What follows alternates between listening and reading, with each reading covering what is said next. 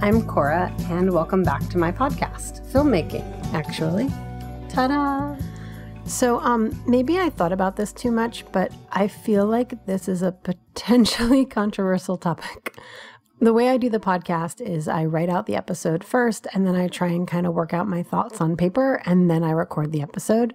But this one has been hard, and I think part of the reason is that casting is a potentially really subjective process, and I feel like maybe it's a little bit hard to pin down, and people tend to find what helps them make some sense out of it all. I don't know. Personally, I found they can get a little bit aggressive if you challenge that in any way. I kept struggling with how do I share my perspective and experience without freaking out about all the judgment I'm going to get for sharing my thoughts, which is pretty much how I live my life every day. But I figured I would just write it and record it, and I'll just put my usual disclaimer that this is what works for me, so you don't have to agree with me. I have my own limited experiences, and all I can do is share them in the hope that maybe it'll be useful. And, you know, if you just think it's crap or I'm crap, then I don't know, just stop listening to my podcast. If there's something in here that maybe is helpful, that's really all I want to do, is try and share that. So yeah, these are some of my thoughts and experiences on casting, and hopefully it'll be useful to you, whether you are an actor going on auditions or whether you're a filmmaker who's trying to cast people in their projects. I did think about doing a two-part where like one episode is specifically for actors and one episode is specifically for casting directors, but I actually feel like it might be more helpful to have both sides together in one episode.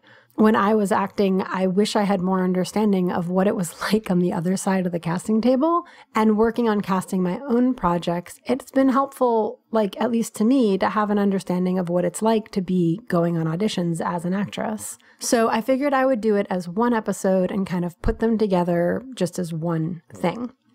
Also, obviously, a lot of this is going to be about in-person casting, but it actually does go for self-tapes and Zoom calls as well. I personally love a tape as the first round of auditions because it shows me how the person looks and acts on camera.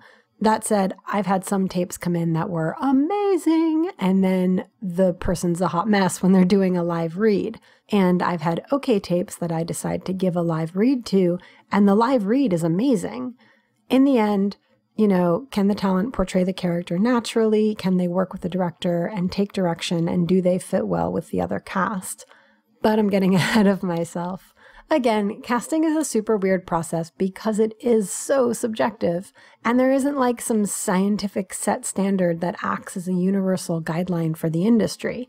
You know, there are some quote-unquote looks and quote-unquote types, which in my opinion is just lazy casting and acting, because unless you're casting for a very specific role, for example, when we were casting our film Names on the Wall, it's a Vietnam War film, and we needed a Vietnamese actor to play the role of the Vietnamese soldier. But even then, the quote-unquote look stopped at, they are actually Vietnamese. That was it. It's my opinion, and I sometimes say that this is like an unpopular opinion. I feel like it's not that it's unpopular because like people don't like it, but it just isn't the general idea. The whole point of acting is to pretend to be someone else. The whole point of casting is to find someone who's able to portray the character that you're looking for. And again, I've said many times, I'm an indie filmmaker. I honestly try to avoid hardcore Hollywood for so many reasons. I'm also my own producer, so I don't have studio pressure of what they think someone should look like. Characters are characters, and very rarely does what they look like have anything to do with who they are. I mean, it breaks my heart when I see posts from actors on social media and share a headshot of themselves, and they'll be like, what would you cast me as? Or what type am I? Actors, you should be like a doll in the TV show Dollhouse. You should be able to be anyone. Majority of roles have nothing to do with how you look or how you are as a person, naturally. And this may be a totally lofty and idealistic goal, but hey, that's me. But narrative filmmaking is the act of creating a world and telling a story about people who don't actually exist. And I don't mean some sort of like weird racially erasure type thing. Just seriously, aside from a few characters where their nationality is actually relevant to the storyline itself, how many characters in film or TV could be recast to be any race or even any gender, and the story could stand exactly as it was written? The whole point of a wardrobe team and hair and makeup and the talent and all of these people working together under the direction of the director and in collaboration with the writer is to create a fictional character.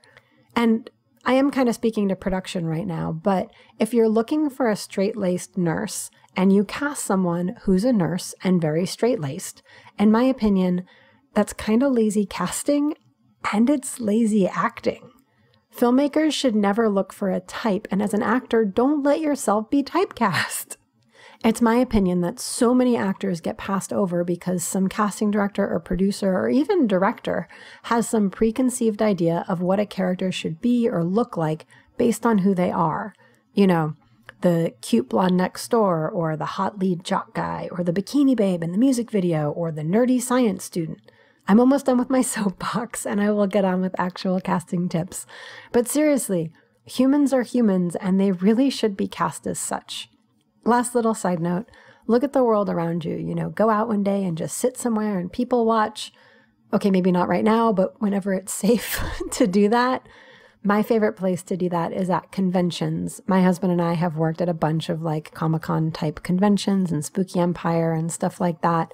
And we see thousands and thousands of people all totally geeking out over their fandom.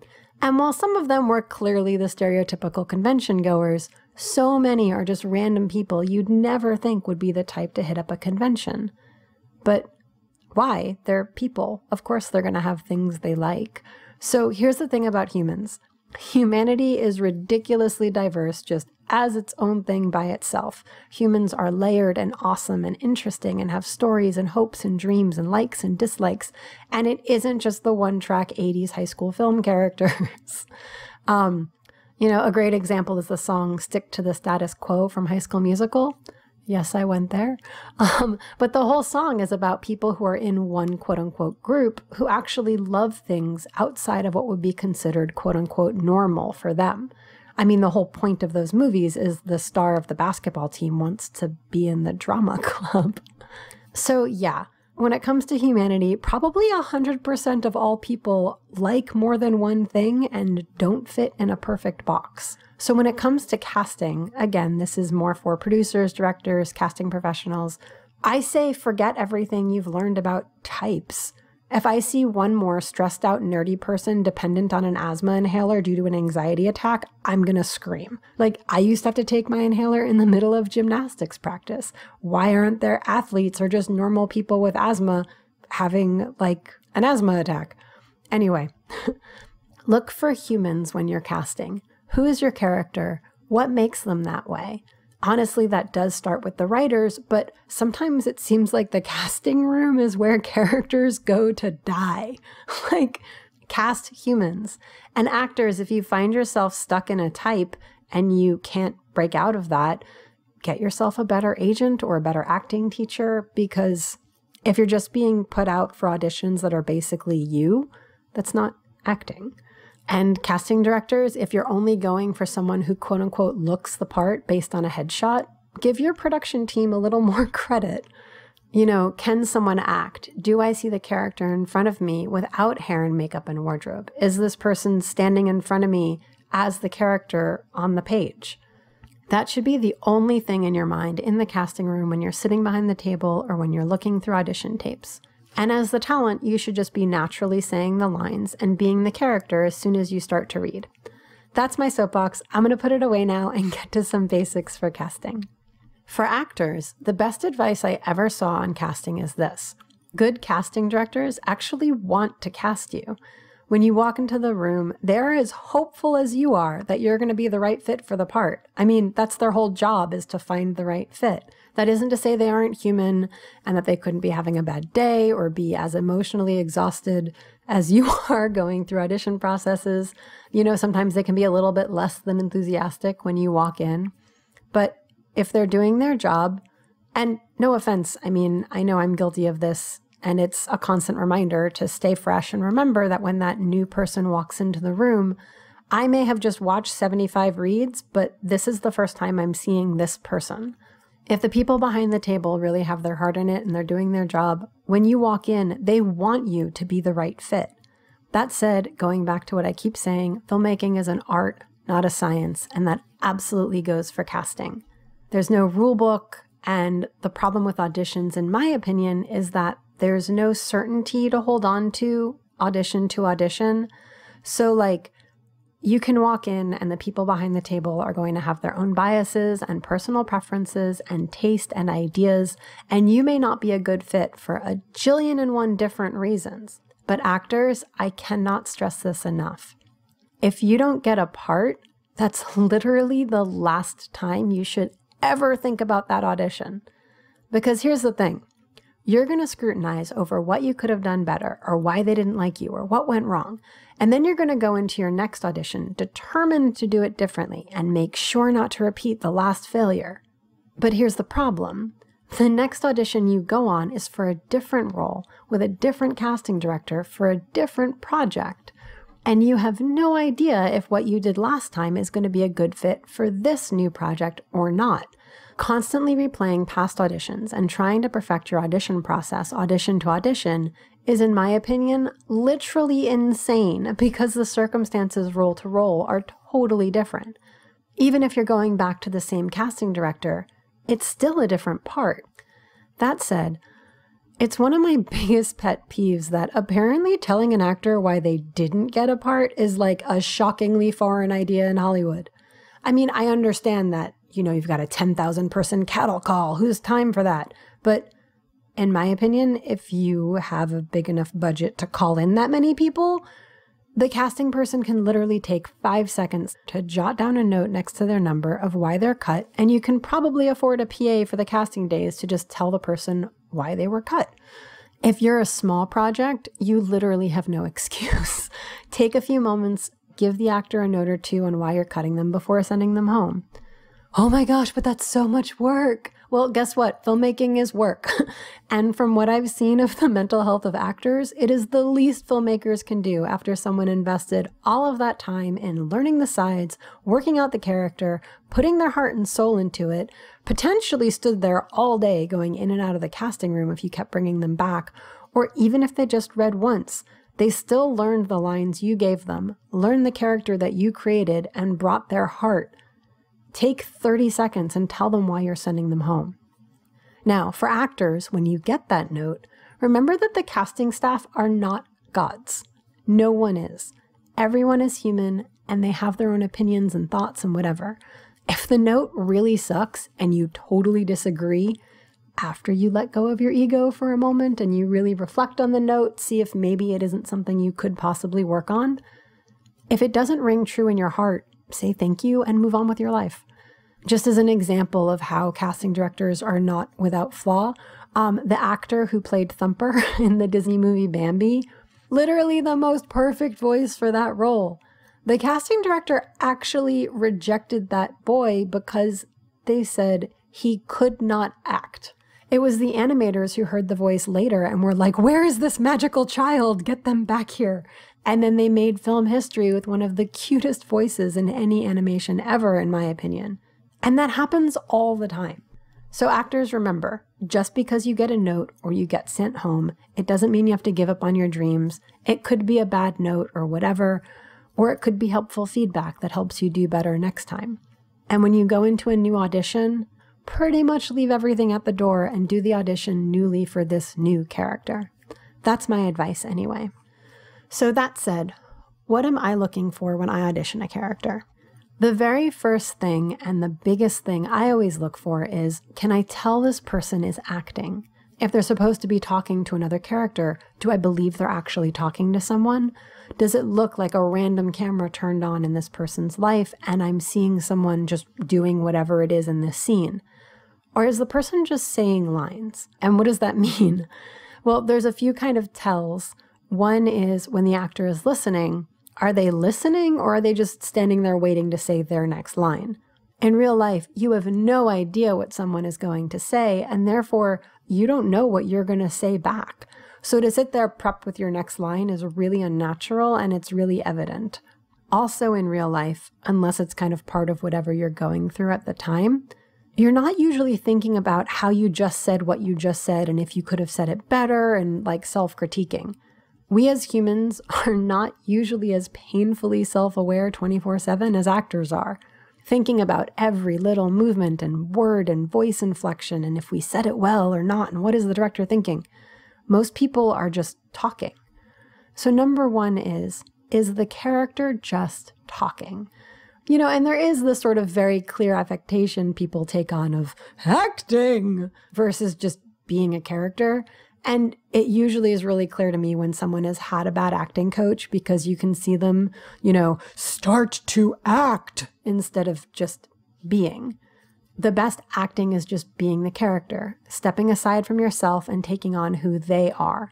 I don't mean method acting, that's a whole separate thing. Acting is just playing pretend. I mean, maybe you can relate to a character by understanding something similar to what they went through, but the whole point is to use your imagination. If your character is sad because they failed a test in school, work on your own empathy as a human and understand what that feeling of loss is and what it means to have worked so hard on that test only to have failed. Work up the emotion as the character.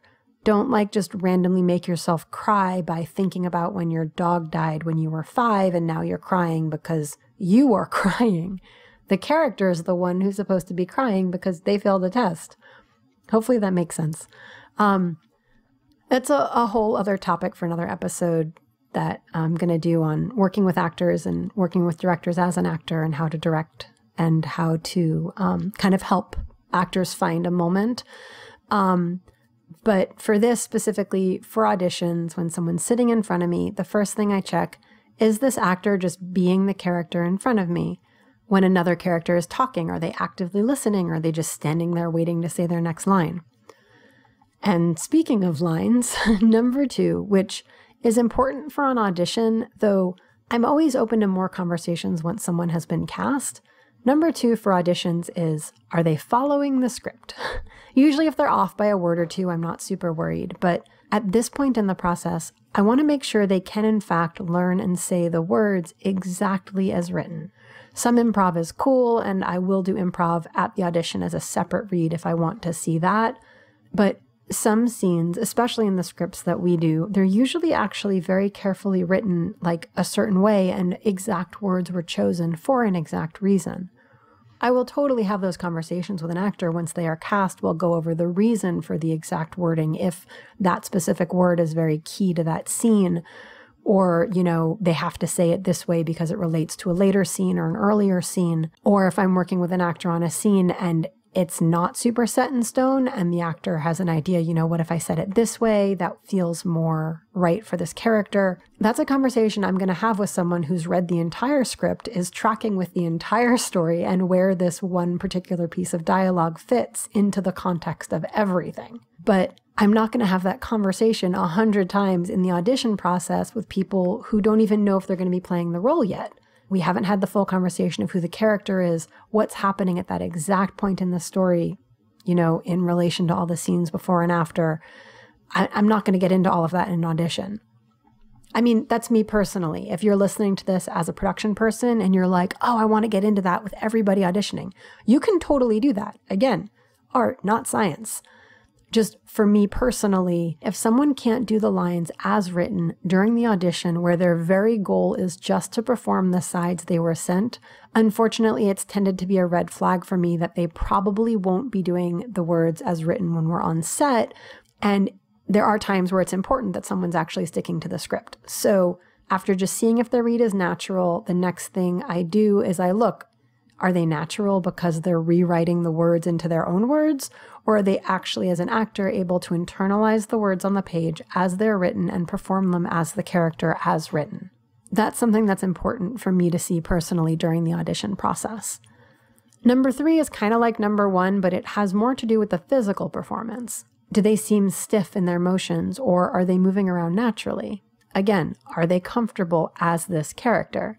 Once we're into callbacks or we're doing a live read, I'll have the actors move around in the scene, walk back and forth, tap their scene partner on the arm, sit down, stand up, whatever. Just how would a person in that situation be moving? Can the actor move around like that, or do they only perform naturally when they're just standing or sitting still? I will say another thing that I look for at this point is continuity, and this will kill you in production unless you've got all the time in the world to shoot so much coverage it's not going to bother you. You have to watch what the actors are doing in the audition, because if they're not matching their blocking, and it's one thing if you just gave new direction on the spot, but some actors won't be able to duplicate emotion. They'll pick something up with their left hand and then they'll pick it up with their right hand. And even if you remind them, they still won't pick it up with the same hand at the same place in the sentence. And that's something that is going to be very hard once you get into editing. So not only do you have to watch their performance, but watch how they're doing the performance. And this sounds like a lot to look for. It does kind of come easier the more you do it, but it's hard. It's a lot of work. Casting is a lot of work on both sides of the table. And speaking of all that, number 4 is probably my biggest deal breaker as a director. I may get a little bit sort of like, okay, if their continuity is like, it seems like it's pretty good, and it just seems like on brand new direction, they take a beat to catch up on remembering. But this one, absolutely, there's no way the audition will go forward. And that is, can they take direction? If I ask them to be a bit more angry or more reserved, or if I want them to, open up and include the other person in the scene with them so it feels like they're talking to the other person and not just their own little bubble or whatever. If I give them direction, can they follow it? And I know, I cannot tell you how many things I've seen about how actors, they know best and they should just do what they think is right, and the director won't notice if they've done it the same or not. First of all, maybe a bad director or a distracted director or a director having a bad day won't notice. If anything, a good script supervisor is going to notice and they're going to tell the director. But I promise you, if you're sitting in an audition room and you're given direction and you do it the literally exact same way over and over, despite direction, at least if you're auditioning with me, you will be sent home. Because here's the thing about an audition. You literally have the sides and whatever information you've been given about the character, if anything beyond the sides. If they're taking the time to give you notes, it means that they see the potential of the character in you, and you should take that note as more information about the character. They have way more information about the character at that time than you do, so being able to take direction is really important. Especially because they want to know, once you're on set, how are you going to respond?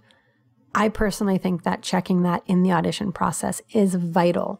If the actor can't take direction well, or worse, has some sort of personality clash with the director, you have to ask yourself from a production standpoint, how vital is it for you to cast that specific actor? Sometimes people just don't get along. Sometimes people just can't take direction. Do you really want to pay an entire cast and crew to stand around while the director has to deal with a recalcitrant actor who can't take direction? Usually, the best action at that time in the audition process, if you've been giving them notes and they're just not responding, is to say thank you and to send them home with a note on working on taking direction. All right, so as an actor, you've nailed it. You're naturally saying the lines. You've really embodied the character. They've given you notes. You've worked with them. You've stayed on script. From a casting side, you've seen them do all of this. What's the last thing, in my opinion, that should be part of the casting process? And I truly don't think it should even enter into the room until this very moment, after somebody has already checked off all of those other points. Number 5. Does the person's look fit the project? Now, please note, I did not say, does the person look the part? I mean, what does that even mean? Okay, yeah, I'm not going to cast a Black woman as a neo-Nazi soldier in World War II Germany, and I'm not going to cast a white person as a princess in a historical fiction film about 1812 China. But beyond the very obvious, most basic requirement, like character is Chinese, is the actor actually Chinese? Does the person's look fit the project is the only question, in my opinion, that should be asked about look. And I know I'm really passionate about this, but I cannot stress how much I don't know. I think it's really important. And what do I mean by that? People actually look different next to other people. And let me explain. So like I once did a cabaret show where I was a choreographer and I was one of the dancers, and I had a duet with another dancer. And for some reason on stage next to this particular dancer, I looked huge, like cartoonishly large, and she looked disproportionately small. Like it looked like there was some like effect put on the footage that we shot to make us look weird. And it wasn't just like, okay, I'm taller than her. It actually looked distracting. Like as an audience member watching that, it was weird. So we redid the casting to make it less distracting on stage. There's another time I auditioned for a project and I could have sworn I got the part. The lead talent was a moderate name actor, and it was someone I had just worked with on another film, and they were excited to see me. When I walked in, the casting PA was like, "Oh, he remembers you." And I was like, "Wait, what?" I didn't know that that was who I was going to be reading against when I walked in. And then when I walked in, he was like, "Hey!" The audition room was fun. We were joking around, and there was laughing, and the serious moments were like really strong. I walked out of there so sure I got the part. No question. And this is another reason why I say you have to let it go if you don't get the part, because you will never know why unless they tell you. And even then, a lot of times it's just their opinion. Okay, so what happened was when they were putting the full cast together, they realized I looked too much like the actress they were going to cast as the lead. Obviously, in the grand scheme of things, casting her for the whole project was more important than what would have been my character's, couple of scenes. So they went with a different actress for the role I was so sure was mine, because it would have been really confusing for the story for the character I was going to play to look so much like the lead. Now, I only know that because production had a PA call to tell me this, which, full disclosure, that was actually really early on in my getting into acting, so I had no idea that that wasn't totally normal. They offered me a featured background role that wouldn't be in conflict with looking like the lead, which was, I thought, kind of cool of them. So as much as I say look should have nothing to do with casting, and I mean that, the only time it's relevant is if it is going to actually affect the telling of the story. And I don't mean like some projection of a studio's idea of what the audience is going to relate to. I mean like legit obvious issues. A supporting character who looks exactly like the lead, and for whatever reason, when put in line with the plot, that just doesn't work. You can have other things, like there was a film we were casting, and one of the characters who was supposed to be kind of mousy, when I put her next to our lead actress on screen, she looked very domineering, just physically next to our actress, and our lead looked very small. And it just messes with the dynamics of their scenes together, where she wasn't supposed to look that small in comparison. So we had to go in a different direction. And again, I called the actress. I told her she was amazing. It was just a matter of the final chemistry read. And she did great. It had nothing to do with her performance. It was just the visual on screen. Does the person's look fit the project? That should be the only time someone's look is brought into question, and it should be the last thing that gets asked. Also, asking it at this point in the process opens you up to talent you might have passed by if you were going for a quote-unquote look to begin with. Now, I will say there's another thing you can do at this point from behind the casting table, and if you've worked in casting at all, it's a very blunt, unpolitically correct world, and the conversations that get had are very direct. If you have a few different actors you're considering at this point, lay out the headshots. The casting call should have been put out in the first place with no mention of look, so you should have gotten a ton of different submissions. So now that you're down to your final few based on acting ability, look at the people you're narrowing down. Is your whole cast about to be one race? Does that fit the story? If not, now's the perfect time to lean into a more diverse cast.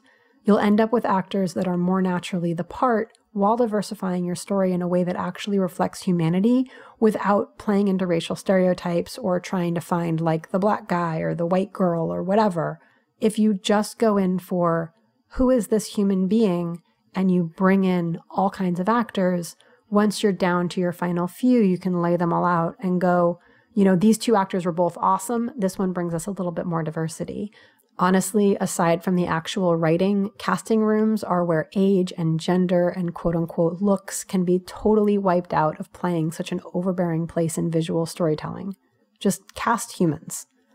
Okay, I'm going to put away that soapbox now. So for actors, if you want to work on anything, audition to audition, these are the things I recommend practicing.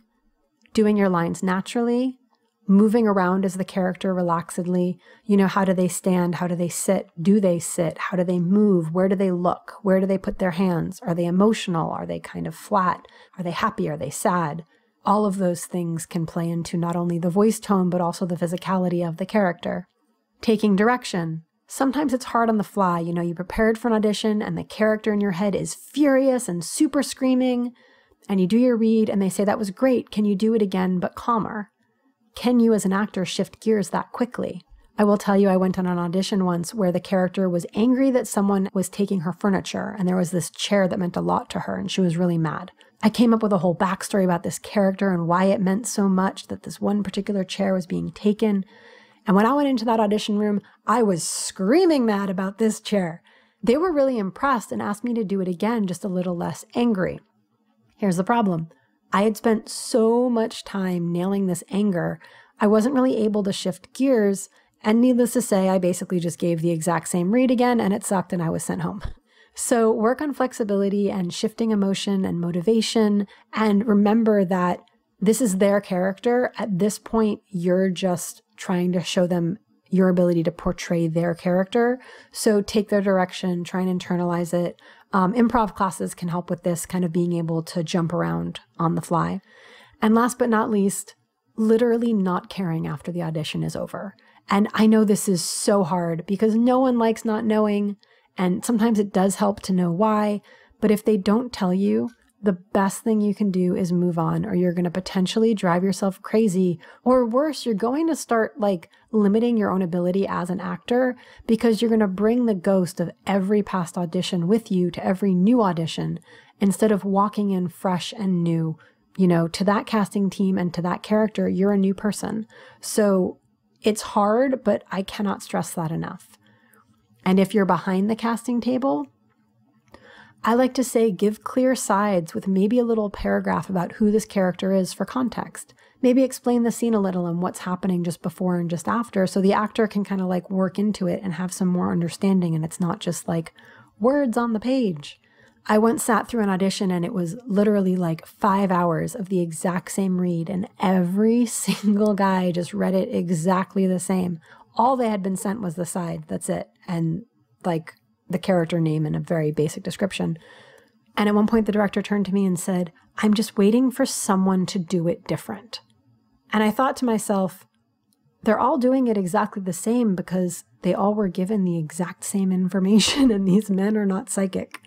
So sometimes it helps to give a little bit of a paragraph or a little bit more information.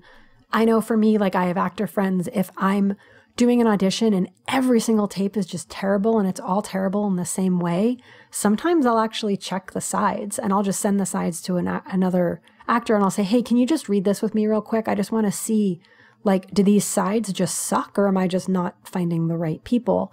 And we'll work it, and maybe I'll tweak the sides a little bit, or I'll tweak the information I'm giving. Be willing to actually collaborate with the talent so that they can give you the performance you're looking for. Another thing that's important from the casting table is let the actor actually perform. I once went on an audition for a music video and they wanted custom choreography. So I prepared this whole thing, practiced it, learned it, made it up, everything.